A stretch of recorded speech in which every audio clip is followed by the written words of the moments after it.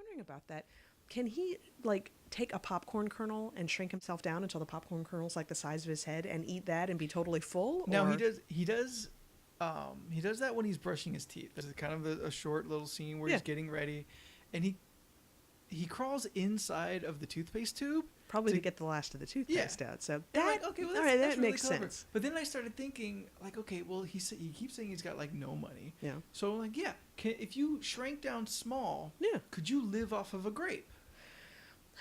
And then I thought about it and I was like, I don't think it works that way. it probably doesn't, because I was like, when you get bigger, well, but he brings things back and forth with himself. He also had that really gross scene where he decided to barf to get him out of the interview and everything. He shrank his own stomach specifically. Exactly. To And make I'm like, himself barf. well, okay, that was really uncalled for. I didn't need to see that. But just that a pie time. But when you get down to that, I mean, at least it'd be a way to lose weight, because he can shrink his own stomach so he feels full when he eats something. So that apparently. True. But like, I'm reading the book and I'm trying to think like how can you kind of get around this? Because I feel like even if you shrank down to the size of an ant, Yeah.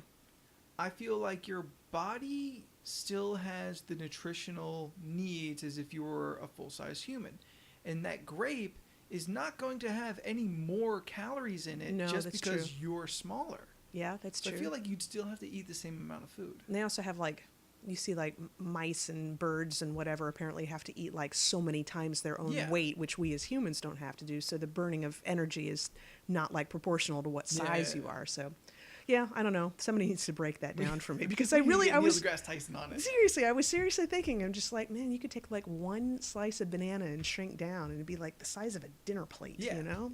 Yeah, I mean, it would be huge, which I mean would mean that you actually can't even eat as much as you normally could. So it seems like it really wouldn't work out to shrink down to tiny size. Also, maybe it depends on like what is your natural size, because you could shrink down and eat those bites of a banana, but he doesn't take tiny objects and expand them. He always takes big objects and shrinks it down. Like he couldn't take like a grain of sand and blow it up to like it's the size of a boulder. Can he do that?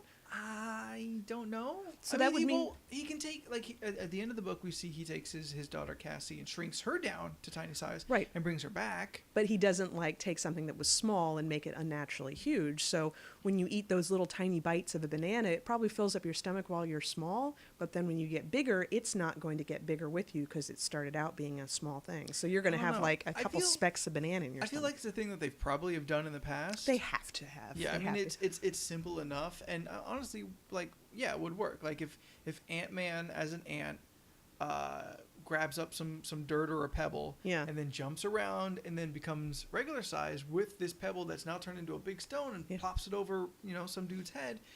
Yeah, like that's a tactic that would totally work. I have no idea. What we need to do is we need to have Deadpool come into an issue, because Deadpool will ask all these questions. He's like, so tell me, man, when you eat like a banana when you're really tiny, But like if you took a banana and exploded it, if you even can. Yeah, if you could, does that make more calories? No, probably not. It's probably like, because it's probably like eating a kernel of corn versus eating a puffed corn. Maybe it'll take up a little more space, but it's mostly air.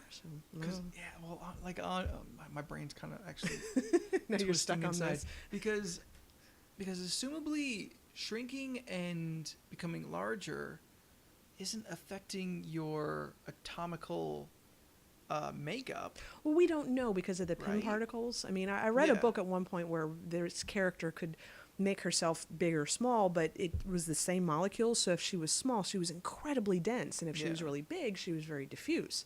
But I don't think that's how it is with it's. You can just say Pym particles, and that's kind of that's exactly why I did that too. I was like, oh well, Pym particles, and that that doesn't work that way. That's science. Yeah, maybe Pym particles fill in the gaps when you become large. Yeah. And enable. I mean, it would make sense if you shrank down and became extremely dense. Mm-hmm. But then Ant-Man has had many adventures in the microverse, which is on the subatomic scale. Right. An entire another universe at that level. Which I always loved that idea. It's a great idea. It's super hip. Yeah. So that means you can't have the same amount of atoms, right? Because if you're shrinking down to the atomic scale, Like that just seems too insane. Yeah. Like there's no way you could shrink that much. The space between your atoms that we all have. Yeah. Maybe the Pym particles actually make your physical atoms smaller. That shouldn't be possible. But imagine like there are atomic particles and subatomic particles, and this makes them into subatomic particles. I want the meme with the science, the weird guy with the hair. Just Pym particles. Exactly. Just erase aliens and just Pym particles. Yep, that works. Yeah.